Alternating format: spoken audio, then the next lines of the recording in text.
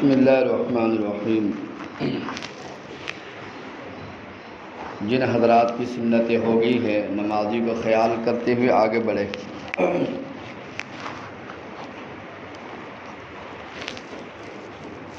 الحمدللہ وحدہ والصلاة والسلام علی اشرف الانبیاء والمرسلین۔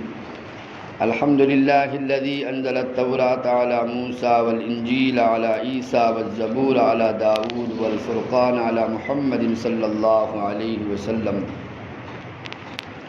اما بعد فاعوذ باللہ من الشیطان الرجیم، بسم اللہ الرحمن الرحیم۔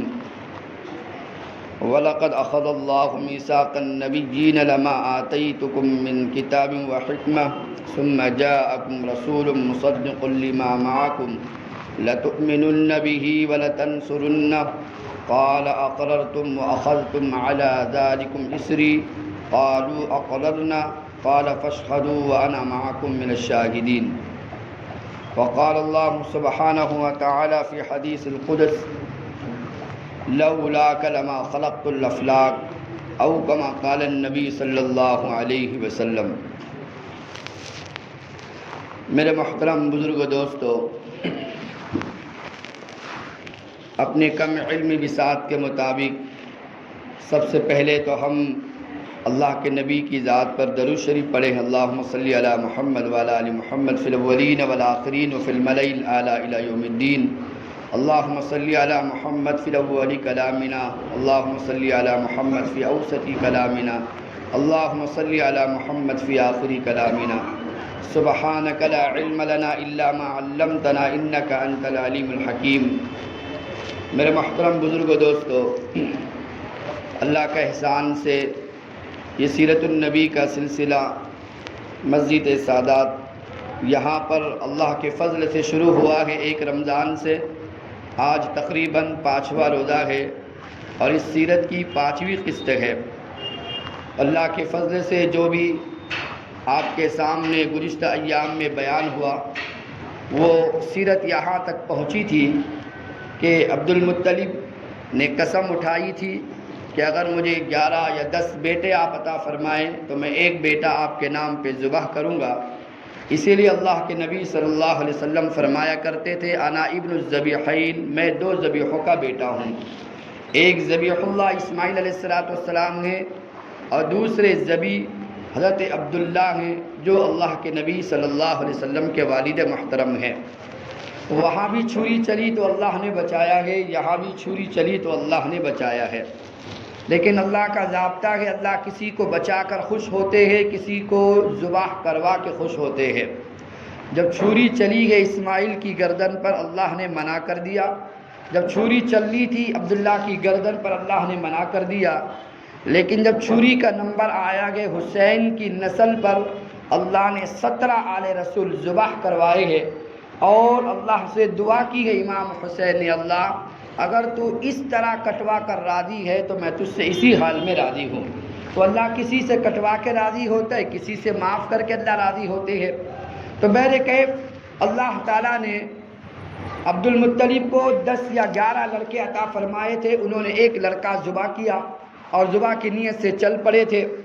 بہرکیف آج لوگ اپنی نسلوں میں 2 سے زیادہ لانا پسند نہیں کرتے۔ بسا اوقات لوگ ایسی تدبیریں چلتے ہیں کہ 2 ہو، 2 سے زیادہ نہ ہو۔ کبھی کبھی آپریشن کروا لیتے ہیں 2 ہونے کے بعد، لیکن اللہ کی حکمت کو سمجھ نہیں پاتے۔ جو 2 ہوتے ہیں وہ بھی مر جاتے ہیں، نہ اب وہ ادھر سے کوئی سلسلہ جاری رہا نہ اس کے بعد کوئی سلسلہ جاری رہا۔ اللہ کی تخلیق سے کھیلیں گے، اللہ تعالیٰ انسانوں سے کھیلنا جانتے ہیں۔ لہذا وہ فرعون جو گولیاں کھلا کھلا کر بچوں کو نہ بچا سکا اور بچوں کو پیدا ہونے سے نہ روک سکا، تو ہم گولیاں کھلا کھلا کر بچوں کو کیسے پیدا ہونے سے روک سکتے ہیں؟ وہ اللہ کا ضابطہ ہے۔ وہاں وہ گولیوں سے مار رہا ہے اور ذبح کر رہا ہے، تب بھی اللہ نے 70,000 ذبح ہونے کے باوجود بھی موسیٰ کو پیدا کر کے دکھایا علیہ السلام، اور یہاں گولیاں کھلاتے ہیں۔ ایک واقعہ زندگی میں نے ایسا بھی پڑھا ہے کہ آپریشن ہونے کے باوجود بھی اللہ نے نسلوں میں بچہ پیدا فرمایا ہے، اللہ کا ضابطہ ہے۔ تو بہرکیف عرب کے اندر جتنی اولاد زیادہ ہوتی، پیچھے چلنے والے زیادہ ہوتے اور بچے زیادہ ہوتے، لوگ فخر کیا کرتے تھے۔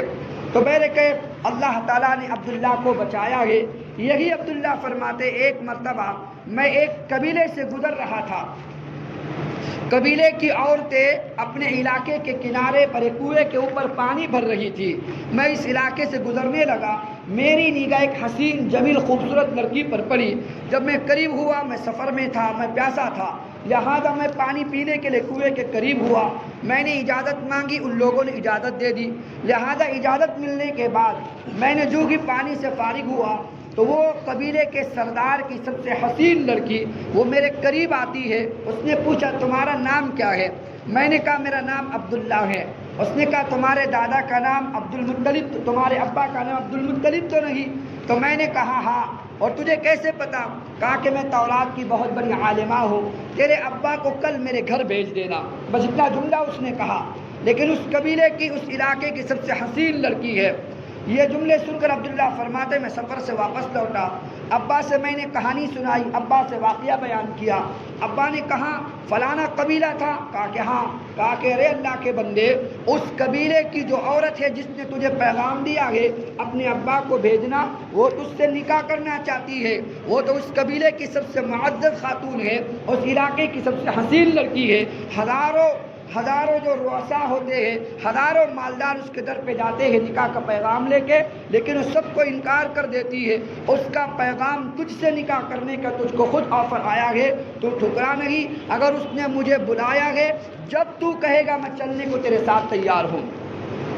لہذا عبداللہ فرماتے ہیں مجھے کچھ ایسا معاملہ پیش آ گیا کہ 2 دن میرے گزر گئے، اور 2 دن کے بعد پھر ہمارا پہنچنا ہوا۔ ابے بڑے خوش ہے اور میرے ابا عبد المطلب بڑے خوش ہے کہ آج میرے بیٹے کا نکاح اس عرب کی سب سے حسین لڑکی سے ہونا ہے۔ بہرکیف جب ہم چلتے چلاتے نکاح کا پیغام لے کے بات کرنے کو پہنچے ہیں، ہم پہنچنے کے بعد اس نے اچھا استقبال کیا، اچھی مہمان نوازی کی، اچھے کھانوں کا انتظام کیا۔ کھانے سے مہمان نوازی سے جب ہم فارغ ہو گئے تو اس لڑکی کے باپ نے بڑے دبے الفاظ میں کہا کہ ہمیں معاف فرمائے کہ ہم نے جو آپ کے بچے کو بلایا تھا کہ میری بیٹی نکاح کرنے والی تھی، لیکن ہمیں معاف کرنا، میری بچی اب آپ کے بچے سے نکاح کرنے کا انکار کرتی ہے، وہ آپ کے بچے سے نکاح کرنے کو تیار نہیں ہو رہی۔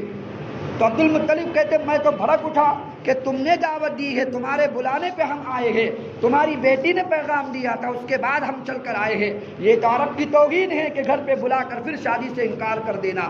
عبد المطلب فرماتے میں غصے میں آ گیا، تو لہٰذا میں جب غصے میں چلانے لگا، اندر سے وہ خاتون رو کر کہنے لگی کہ ابا جی مجھے معاف کرنا، جب 2 دن پہلے آپ کا بچہ پانی پینے کے لیے ہماری قبیلے کے کنویں پر آیا تھا تو میں نے اس کی پیشانی پر وہ نور دیکھا تھا جس کی نسل سے محمد مصطفیٰ نے پیدا ہونا ہے۔ میں یہ چاہتی تھی کہ یہ نکاح مجھ سے کرے تو تاکہ وہ حمل میرے پیٹ میں ٹھہرے اور وہ نور اور محمد مصطفیٰ میرے پیٹ سے پروان چڑھے، لیکن لگتا ہے اس کی کوئی بیوی ہے۔ عبداللہ نے کہا کہ ہاں میرا نکاح ہو چکا ہے۔ کہا کہ لگتا ہے وہ نور منتقل ہو کر میرے رحم کے بجائے اس کے رحم میں چلا گیا ہے، میں تو اس محمد کے نور کو حاصل کرنا چاہتی تھی، اس لیے میں نے نکاح کا پیغام دیا تھا۔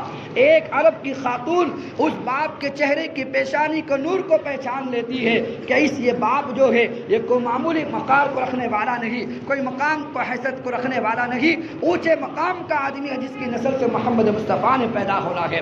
اللہ نے ایسا وقار عطا فرمایا تھا، اور باپ عبداللہ کا انتقال جلدی ہو جاتا ہے، لیکن آپ کو میں پہلے ابا آدم سے کہانی سنانا چاہتا ہوں۔ آپ کے سامنے 4-5 دنوں کے اندر احوال عرب رکھے گئے ہیں، لیکن ساتھ میں یہ بھی تو پتہ چلے کہ کوئی نبی ایسا نہیں گزرا نوح علیہ السلام سے لے کر حضرت عیسیٰ علیہ السلام تک جس کو اللہ تعالیٰ نے جس نبی سے یہ پیمان نہ لیا ہو، وَلَقَدْ أَخَذَ اللَّهُ مِيثَاقَ النَّبِيِّينَ لَمَا آتَيْتُكُم مِّن كِتَابٍ وَحِكْمَةٍ۔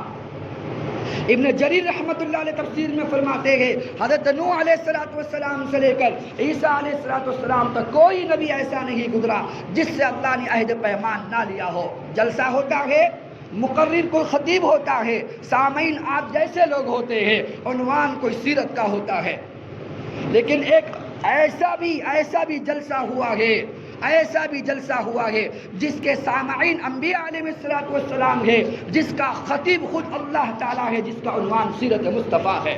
اور وہ کیا عنوان ہے؟ وَلَقَدْ أَخَذَ اللَّهُ مِيثَاقَ النَّبِيِّينَ لَمَا آتَيْتُكُم مِّن كِتَابٍ وَحِكْمَةٍ، اور یاد کرو اس وقت کو اخذ اللہ میثاق النبیین، جب اللہ تعالیٰ نے سارے پیغمبروں سے عہد و پیمان لیا، لما آتیتکم من کتاب و حکمہ، یاد رکھنا وَلَقَدْ أَخَذَ اللَّهُ مِيثَاقَ النَّبِيِّينَ لما آتیتکم من کتاب و حکمہ، جب تمہارے پاس حکمت ہو یا تمہارے پاس کتاب جب میں تمہیں عطا کر دوں، اور تمہارے پاس ثم جاءکم رسول مصدق لما معکم، جب تمہارے پاس میرا پیارا آ جائے جو تمہاری ان کتابوں کی تصدیق کرنے والا ہو، ثم اقررتم اخذتم علی ذلک مصری، تو مجھے کہو، مجھے قال اقررتم واخذتم علی ذلک مصری، ذرا یہ تو بتاؤ اس میرے پیارے کا تم اقرار کرو گے اور اس مضبوط میرے عہد کا اقرار کرو گے؟ کیا کہہ رہے ہیں؟ لَتُؤْمِنُنَّ بِهِ وَلَتَنْصُرُنَّ، اللہ فرما رہے ہیں جب وہ نبی آ جائے جو تمہاری کتابوں کی تصدیق کرنے والا ہو تو ضرور بھی ضرور تم سب کو اس نبی پر ایمان لانا ہے۔ لَتُؤْمِنُنَّ بِهِ وَلَتَنْصُرُنَّ، اور تم نے اس نبی کو اگر زمانہ تم پالو، اس نبی کا تم نے مدد بھی کرنا ہے، اس کا ساتھ بھی تم کو دینا ہے۔ قال اقررتم، او بھائی بولو اقرار کرتے ہو، واخذتم علی ذلک مصری، اور نبیوں بتاؤ جو میرا مضبوط عہد و پیمان ہے اس کو مانتے ہو؟ تو سارے نبیوں نے ایک آواز میں کہا قالوا اقررنا، قالوا اقررنا، اللہ ہم اس بات کا اقرار کرتے ہیں۔ نوح علیہ السلام سے لے کر عیسیٰ علیہ السلام تک جتنے نبی آئے ہیں سارے نبی عہد کہتے ہیں اللہ اگر وہ نبی ہمارے زمانے میں آئے ہم سب اس پر ایمان لائیں گے، اگر ہمارے زمانے میں اس کا زمانہ آ گیا ہم اس کی دین کی مدد کریں گے۔ قال اقررتم، بھائی اقرار کرتے ہو؟ تو جب سب نے کہا قالوا اقررنا، ہم نے اقرار کیا، اللہ فرماتا قال فاشهدوا وانا معكم من الشاهدين، تم گواہ رہو میں بھی تمہارے اس بات سے گواہ ہوں کہ تم نے اقرار کیا ہے۔ تو بہر کیف آپ سرد کرنا ہے آدم علیہ السلام سے لے کر کائنات کے سردار محمد مصطفیٰ صلی اللہ علیہ وسلم تک جتنے انبیاء علیہ السلام دنیا میں آ رہے ہیں اللہ نے سب سے عہد و پیمان لیا ہے۔ لہذا خصائص کبریٰ پہلی جلد میں ہے، عبداللہ بن عمر فرماتے ہیں میرے ابا عمر بن خطاب رضی اللہ عنہ اس بات کے راوی ہے کہ جب اللہ تعالیٰ نے آدم علیہ السلام کو خطا کی بنیاد پر جنت سے زمین پر اتارا ہے تو جب خطا ہو گئی وہ اللہ کے سامنے فریاد کرتے رہے ربنا ظلمنا انفسنا وان لم تغفر لنا وترحمنا لنكونن من الخاسرین، اللہ سے دعا کرتے رہے اللہ اگر تو نے معاف نہ کیا تو ہم کس کے در پہ جائیں گے اور ہم تو خسارے والے میں ہو جائیں گے۔ لہذا آدم علیہ السلام رو رہے ہیں، ایک دن دعا کے اندر کہنے لگے اللہ تعالیٰ تیرے اس محمد کے طفیل میری بخشش فرما جس کو تو نے آخری نبی بنا کر بھیجنا ہے۔ اللہ نے فوراً جواب دیا اے آدم بتاؤ تو صحیح تمہیں کیسے پتا چلا، پہلے انسان تو تم ہو، تمہیں پتا کیسے چلا کہ میرا کوئی نبی ہوگا جس کا نام محمد ہوگا؟ آدم علیہ السلام نے کہا جب آپ نے مجھے پیدا کیا ہے اور جنت میں داخل کیا ہے تو میں نے عرشوں کے اوپر دیکھا ہے ستونوں کے اوپر کہ لکھا ہے لا الہ الا اللہ محمد الرسول اللہ صلی اللہ علیہ وسلم۔ اب مجھے پتا چل گیا کہ ایک تو ہے لا الہ الا اللہ جو آپ کی ذات ہے لیکن دوسری ہے محمد الرسول اللہ، یہ محمد کون ہے؟ اب مجھے پتا چلا اگر میری کوئی وقت ہوتی تو میرا نام اللہ کے ساتھ لگا ہوتا، لیکن مجھ سے بھی بڑا مقام اگر دنیا میں کسی کا ہے تو محمد مصطفیٰ کا ہے جس کا نام آپ نے اپنے نام کے ساتھ جوڑا ہوا ہے۔ تب اللہ نے وہی نازل فرمائی اے آدم سن لو لولاک لما خلقت الافلاک، اگر اس محمد مصطفیٰ کو پیدا نہ کرنا ہو تو آدم تیری کہانی ہم شروع نہیں کرتے، ہم نے تو پیدا تجھے صرف اس نبی کے طفیل کیا ہوا ہے۔ ساری کائنات لولا لما خلقت الافلاک لولاک لما خلقت الافلاک، اگر وہ نہ ہوتا میرا پیارا نہ ہوتا نہ زمین بچتی نہ آسمان کو بلندی ملتی نہ انسان کو جینے کا سہارا، نہ سورج کو دہک ہوتی نہ چاند کو چمکنا ہوتا نہ تاروں کو جھلملانا ہوتا نہ ہوا کو سرسراہٹ ملتی نہ پہاڑ کو ثقافت ملتی نہ زمین کو بچھاوٹ ملتی۔ یہ ساری جو کچھ دنیا میں رونما ہو رہا ہے صرف اور صرف میرے محمد مصطفیٰ صلی اللہ علیہ وسلم کی وجہ سے۔ آگے چلتے گئے تھوڑا حضرت شیس علیہ السلام ہے، اس حدیث کے راوی ہے کعب احبار رحمۃ اللہ علیہ، وہ فرماتے ہیں کہ اللہ کے نبی آدم علیہ السلام جب انتقال کر کے دنیا سے جانے لگے اپنے بچے شیش علیہ السلام کو قریب بلا کر کہا میرے بیٹے یاد رکھنا جب بھی تم اپنے گناہوں کی معافی اللہ سے مانگنا تو یاد رکھنا تم نے لا الہ کے ساتھ محمد کا تذکرہ ضرور کرنا۔ تو شیس علیہ السلام نے کہا اللہ اے میرے ابا آپ محمد کا تذکرہ کیوں کرتے ہیں؟ ارے محمد کون ہے؟ تب آدم علیہ السلام نے فرمایا جب اللہ نے مجھے جنت میں داخل کیا تو میں نے دیکھا عرش کے ستونوں پر نام محمد کا لکھا ہوا. جب میں آسمانوں کی سیر کرنے لگا تو میں نے آسمانوں کے بلندیوں پر محمد کا نام لکھا ہوا دیکھا. جب جنت کی سیر میں نے کی ہے جنت کے درختوں پر میں نے محمد کا نام لکھا دیکھا. جب طوبہ کے درختوں پر نگاہ میری پڑی ہے طوبہ کے پتوں پر میں نے محمد کا نام لکھا ہوا دیکھا. جب میں نے حوروں پر نگاہ میری پڑی ہے حوروں کی پیشانی پر محمد کا نام میں نے دیکھا ہے. جب میں نے فرشتوں سے ملاقات کی تو فرشتوں کے آنکھوں کے درمیان محمد مصطفیٰ کا نام لکھا میں نے دیکھا ہے. اگر آپ کو دعا مانگنی ہو تو وسیلہ محمد مصطفیٰ کا ضرور دینا پڑے گا. اور آگے کہانی چلتی ہے. آپ پوچھو جا کر ان انبیاء علیہ السلام سے. حضرت ابراہیم علیہ السلام ہے اس حدیث کے راوی ہے عباس رضی اللہ عنہ فرماتے ہیں جب اللہ تعالیٰ نے حکم دیا کہ اپنے بچوں کو لے کر جاؤ اور مقام ذی زرع میں جا کے اپنے بچے کو چھوڑ دو, وہ اسماعیل کو لے کر وہ ہاجرہ چل پڑی ہے جو قصہ میں ہم نے آپ کے سامنے بیان کر دیا ہے. اس کا لب لباب آپ کے سامنے رکھنا ہے. ایک مقام پہ چلتے چلتے پانی کا چشمہ نظر آیا.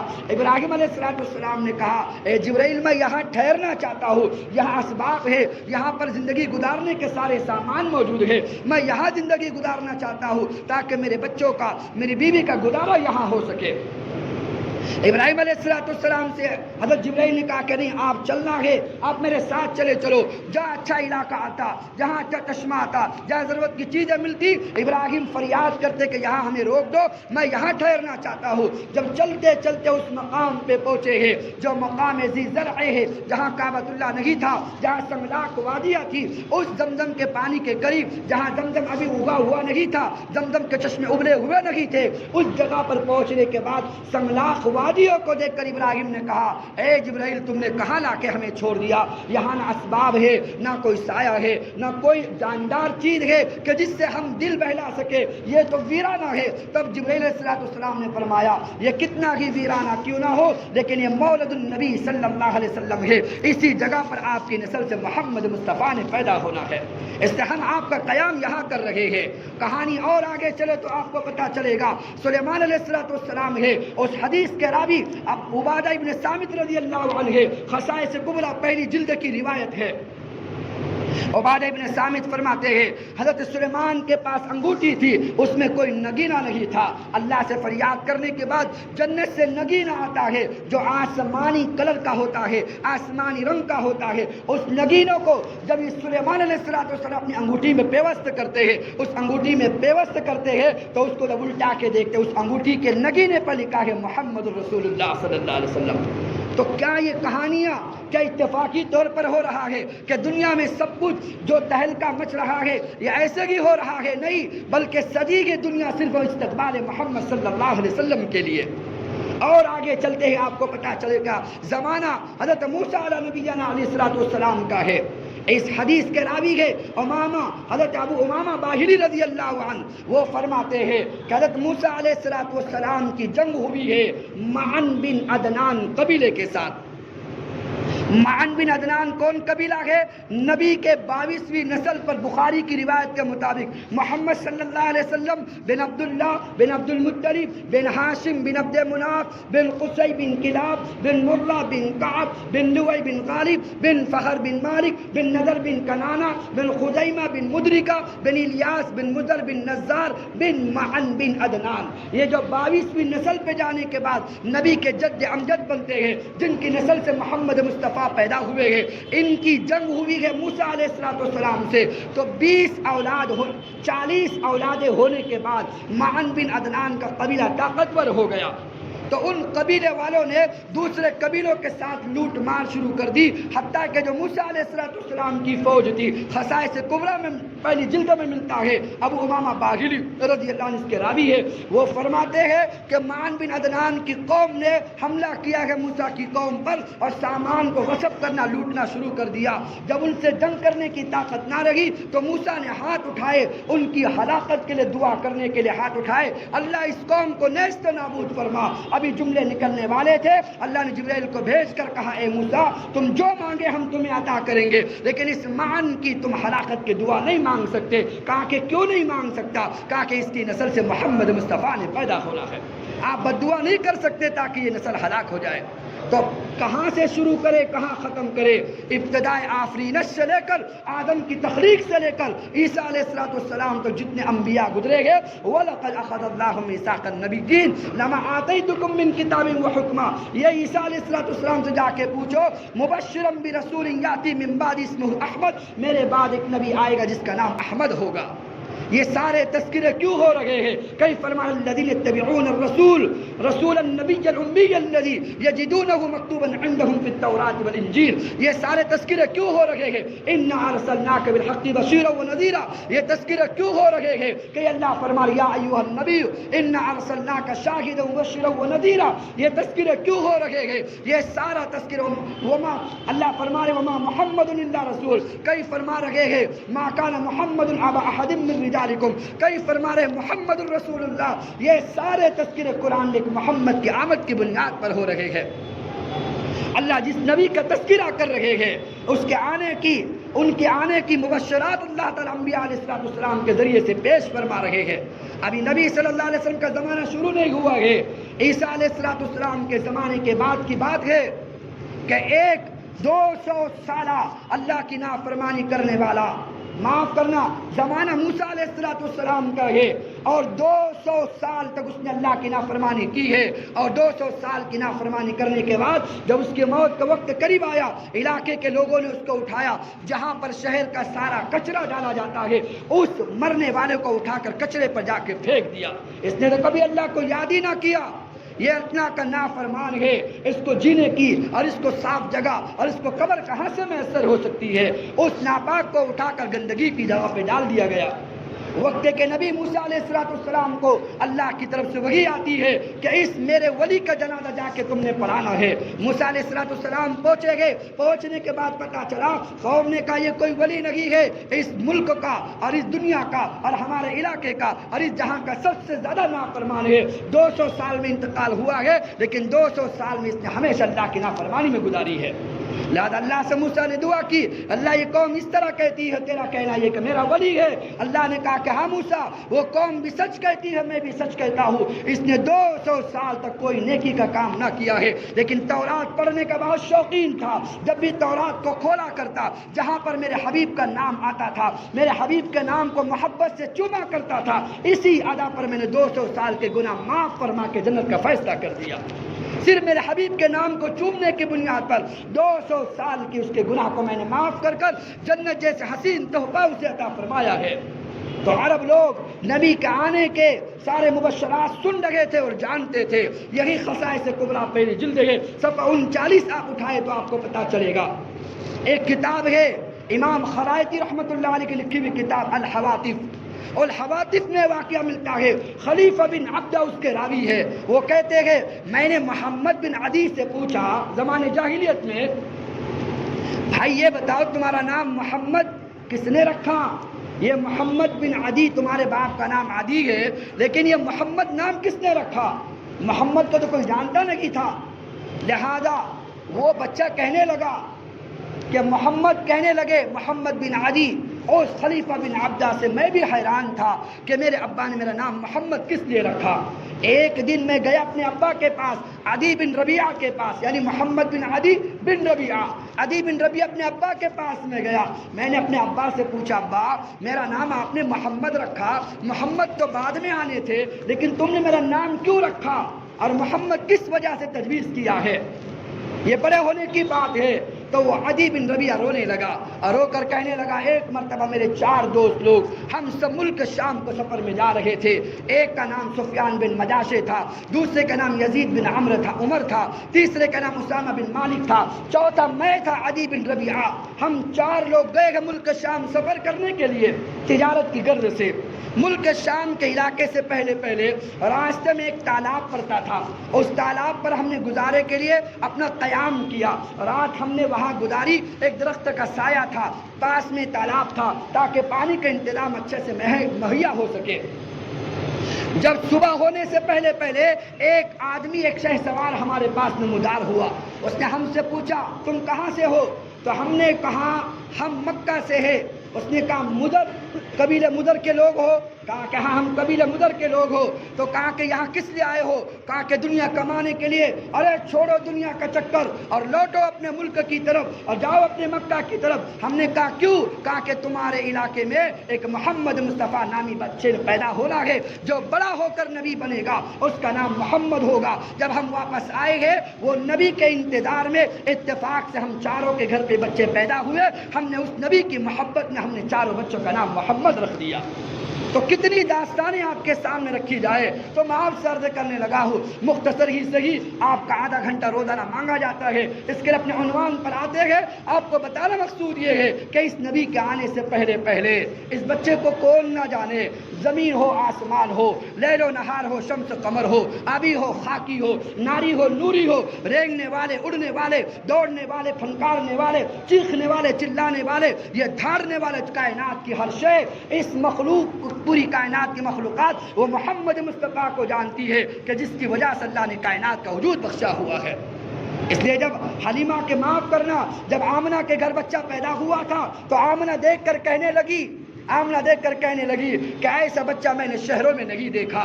یہ بچہ جب حلیمہ کے در پہ پہنچا ہے وہ حلیمہ کہنے لگی ایسا بچہ میں نے دیہاتوں میں نہیں دیکھا ہے. وہ بچہ جب عبد المطلب کے ہاتھ میں آیا ہے, عبد المطلب کہا کرتے تھے ایسا بچہ میں نے ملکوں میں نہیں دیکھا ہے. علماء نے لکھا ہے اگر جبرائیل وہاں کھڑے ہوتے تو کہتے کہ حلیمہ یاد رکھنا ایسا بچہ تو نے دیہاتوں میں نہ دیکھا, اور آمنہ ایسا بچہ تو نے شہروں میں نہ دیکھا, عبد المطلب یاد رکھنا ایسا بچہ تو نے ملکوں میں نہ دیکھا, لیکن میں جبرائیل ہوں ایسا بچہ میں نے پوری کائنات میں نہیں دیکھا. علماء فرماتے اگر اللہ بھی وہ اس بات کو اگر اللہ بھی جواب دے تو اللہ کہے گے اے حلیمہ سن لے, ایسا بچہ تو نے دیہات میں نہ دیکھا ہوگا, اے آمنہ ایسا بچہ تو نے شہروں میں نہ دیکھا ہوگا, ایسا بچہ اے عبد المطلب تو نے ملکوں میں نہ دیکھا ہوگا, اے جبرائیل آفاقہ گردیدم ایسا بچہ تو نے کائنات میں نہ دیکھا ہوگا, لیکن میں اللہ کہتا ہوں کہ ایسا بچہ میں نے پیدا ہی نہیں کیا ہے. اس نبی کی کیا داستان سنائے. تو بہر کیف آپ کے سامنے مختصر عرض کرنے لگا ہوں. اللہ تعالیٰ اس نبی کے آنے سے پہلے پہلے پوری کائنات میں ایک ہلچل مچ رہی ہے, کوئی آ رہا ہے کوئی آ رہا ہے. حدیث میں آتا ہے حتیٰ کہ ایک سمندر کی مچھلیوں نے چل کر دوڑ لگائی ہے, دوسرے علاقوں میں گئی ہے, ورنہ ایک سمندر کی مچھلی اپنے حدود کو پار کر کے دوسری سمت میں نہیں جاتی ہے. اس سمندر کی مچھلی نے یہاں سے چل کر دوسرے علاقوں میں جا کر اعلان کیا کہ آج وہ بچہ پیدا ہو گیا ہے جس کی وجہ سے زمین آسمان کو بلندی اور پستی ملی ہوئی ہے اور انسان کو جینے کا سہارا ملا ہے. وہ بچہ آج پیدا ہو گیا ہے. اس لیے حسان بن ثابت فرماتے میری عمر صرف 7 سال کی تھی. میں اپنے گھر کی چھت پہ کھڑا ہوا تھا.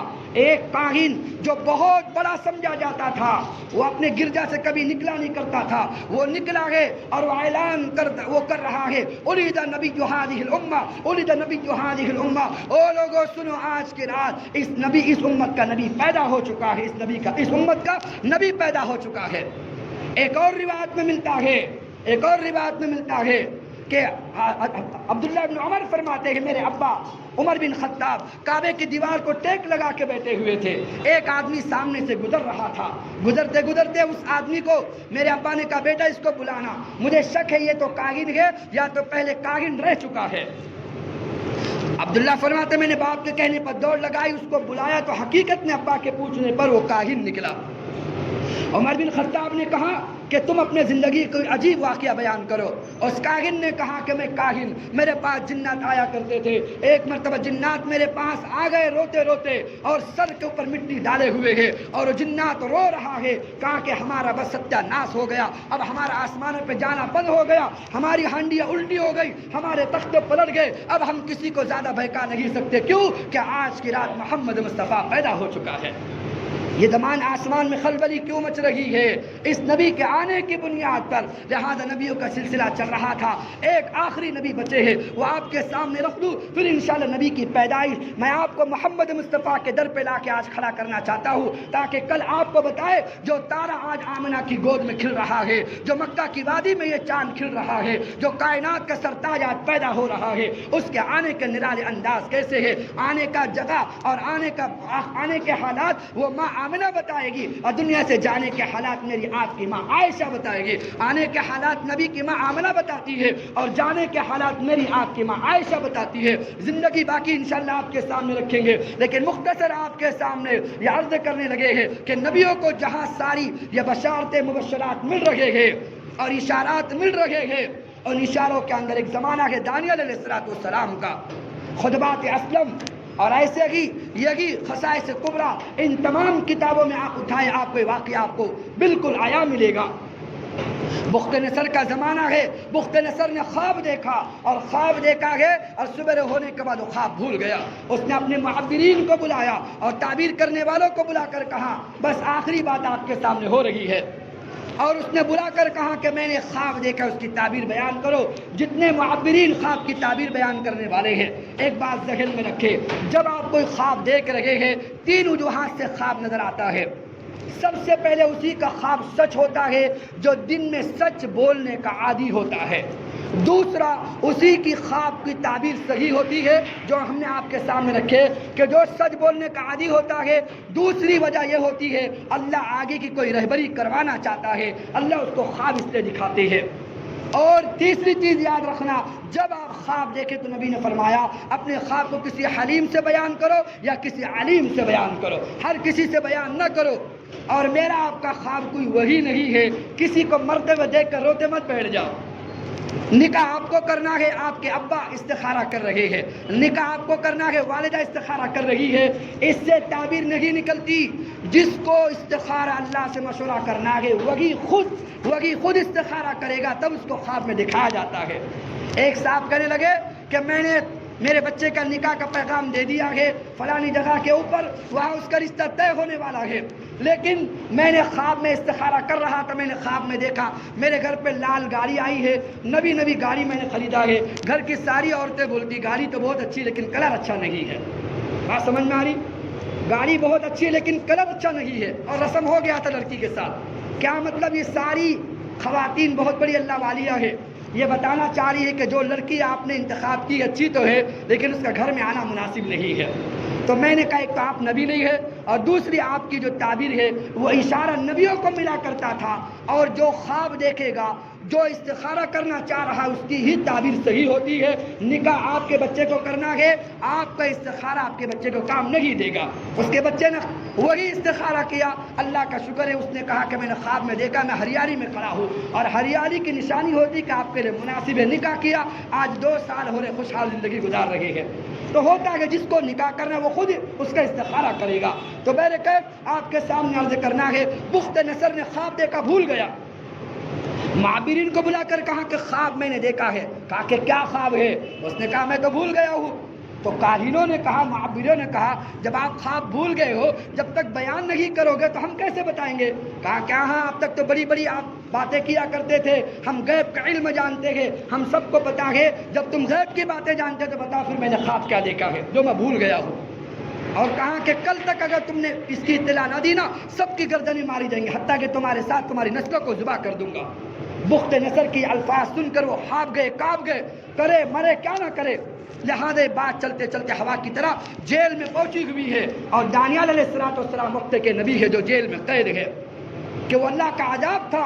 اللہ نے اس نبی کو بھیجا ہے قوم کی ہدایت کے لیے، لیکن قوم نہ مانی، ان کی نافرمانی کو بنیاد پر اللہ نے بخت نصر کو مسلط کیا، اس نے سب کو زیر و زبر کیا، حتیٰ کہ ہزاروں نہیں لاکھوں کو جیل کی سلاخوں کے پیچھے ڈال دیا۔ جب اللہ کا عذاب آتا ہے، جہاں مندر بہتا وہاں اللہ کا گھر مسجد بہ کے نکل جاتا ہے، وہ اجتماعی طور سے ہوتا ہے، یہ نہیں کہ مسجد باقی رہ گئی، اس کے ساتھ ساری چیزیں جاتی ہے۔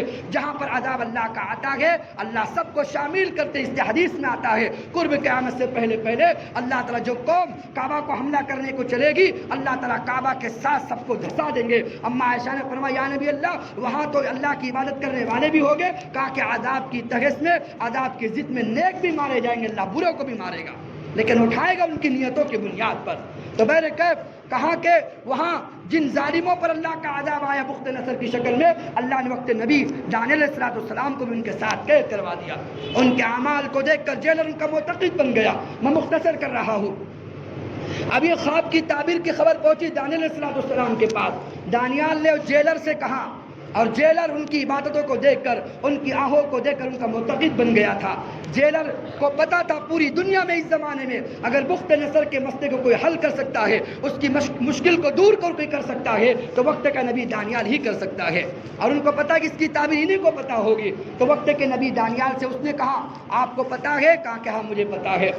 کہا کہ دیکھو صحیح کہو، اگر تم نے غلط بتایا تو میری بھی گردن جائے گی، آپ کی گردن جائے گی۔ کہا کہ مجھے پتا ہے۔ کہا کہ جانے کا انتظام کرو۔ جب بخت نصر مختصر کر رہا ہو، بخت نصر کے دربار میں اکرام کے ساتھ، عزتوں کے ساتھ، تخت و تاج کے ساتھ دانیال علیہ السلام کو بلایا جا رہا ہے۔ حضرت دانیال علیہ السلام پہنچے گے دربار میں، تو بخت نصر نے کہا کہ بتاؤ تم خواب کی تعبیر جانتے ہو؟ کہا کہ جانتا ہوں۔ پھر بتاؤ کہ میں نے خواب کیا دیکھا ہے؟ تو کہا کہ آپ نے خواب دیکھا ایک بہت بڑا بت ہے جس کا سر آسمان پہ لگ رہا ہے، جس کے پیر زمین کے اوپر ہے، اور اس کا سر سونے کا بنا ہوا ہے، سینہ اس کا چاندی کا بنا ہوا ہے، اس کی کمر لوہے کی بنی ہوئی ہے، تانبے کی بنی ہوئی ہے، اس کی جو پنڈلیاں ہے لوہے کی بنی ہوئی ہے، اس کے قدم مٹی کے بنے ہوئے ہیں۔ ابھی تم اس کی جسامت کو دیکھ کر، اس کا یہ مونڈا پوری کائنات کو گھیرے میں لیا ہوا ہے، اس کی بلندی کو، اس کی جسامت کو، اس کی بناوٹ کو آپ حیرت سے خواب میں دیکھ رہے تھے۔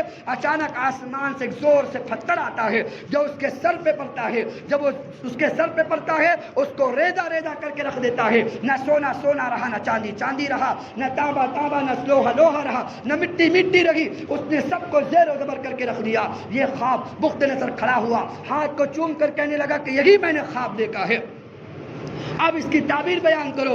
تو دانیال علیہ السلام نے کہا کہ تعبیر تو بیان کریں گے، لیکن تم مجھ سے وعدہ کرو کہ بنی اسرائیل کو تم چھوڑ دو گے۔ کہا کہ میں وعدہ کرتا ہوں، تم جلدی کرو، اس مشکل سے مجھے باہر نکالو۔ دانیال علیہ السلام نے فرمایا کہ جو اوپر کا چہرہ اس کا سونے کا تھا وہ تمہاری نسل ہے، جو اونچی نسل کی ہوگی، اس کے بعد ان کی نسل آئے گی جو چاندی کے درجے میں ہوگی، اس کے بعد ان کی نسلیں آئے گی جو تانبے کی شکل میں ہوگی، یعنی ان کی قیمت چاندی سے کم ہو جائے گی، اس کے بعد جو نسلیں آئے گی ان کی قیمت لوہے کی طرح ہو جائے گی، اس کے بعد جو قومیں آئے گی وہ مٹی کی طرح ہو جائیں گی، کوئی قدر قیمت نہ ہوگی۔ اچانک آسمان سے جو پتھر آ کے لگا ہے، جس نے چاندی چاندی، سونا سونا، تانبا لوہا، مٹی نہ رکھی، سب کو زیر و زبر کر دیا، اس بت کے اوپر پڑا ہے، وہ آنے والا پتھر کوئی اور نہیں، وہ محمد مصطفیٰ صلی اللہ علیہ وسلم ہے، اور اس کا دین ہے جس کے ذریعے سے اس کے آنے کے بعد اللہ دنیا کے سب کو زیر و زبر کرے گا۔ اور ایک ہی صف میں کھڑے ہو گئے محمود و ایاز، نہ کوئی بندہ رہا نہ کوئی بندہ نواز۔ اس شکل کو لا کے جو عرب کے متوالے ہیں اور جو مدہوش زندگی گزارا کرتے تھے، اس محمد کے ہاتھ پہ محمد کے ہاتھ پہ کلمہ پڑھ کر وہ اپنے بھائی سے پہلے پانی پینا گوارا نہ کریں گے۔ تو زندگی باقی، ملاقات باقی، انشاءاللہ آپ کے سامنے ہم نے آپ کو آج اللہ کے نبی کے در پر نہیں بلکہ عبداللہ کے گھر کے سامنے لا کے کھڑا کیا ہے۔ انشاءاللہ نبی کی پیدائش کیسے ہوئی، کیا کہ اللہ تعالیٰ نے کائنات کے اندر یہ رونما کیا ہے، پھر آپ کے سامنے کل انشاءاللہ یہ نبی کے نانا نے 2 نکاح کی، ان کی نسل کتنی تھی، ایسے نبی کے دادا نے 5 عورتوں سے نکاح کیا، ان کا نام کیا ہے، ان کی اولادوں کا نام کیا ہے، ان مختصر رکھ کر پھر انشاءاللہ نبی کی زندگی کی شروعات اور نبی کی اصل سیرت انشاءاللہ یہاں سے کل انشاءاللہ شروع کریں گے۔ زندگی باقی رہی، ہم سب سے پہلے دعا کریں، اتنی بڑا شرف ہے ہمارا کہ اللہ نے اپنے نبی کی سیرت کے لیے مجھے آپ کو سننے اور کہنے کے لیے قبول کیا ہے، پھر اپنا آج عجز کرتے ہوئے کہ میں ہوں یا آپ ہو یا کائنات کا کوئی بھی انسان ہو، میرے نبی کی عظمت کو، شان کے کسی پہلو کو زندگی بھر کے تمام حصوں میں کبھی بیان نہیں کر سکتا۔ ایک مرتبہ سب مل کر درود پڑھے، اللہم صلی علی محمد وعلی آل محمد فی الاولین والآخرین وفی الملائین اعلی الی یوم الدین، اور دعا بھی کریں انشاءاللہ جو ہم یہ سن رہے ہیں اس پر عمل بھی کریں گے اور اس کے مطابق زندگی گزارنے کی ہم کوشش کریں گے۔ اللہ عمل کی توفیق نصیب فرمائے، دعا کریں۔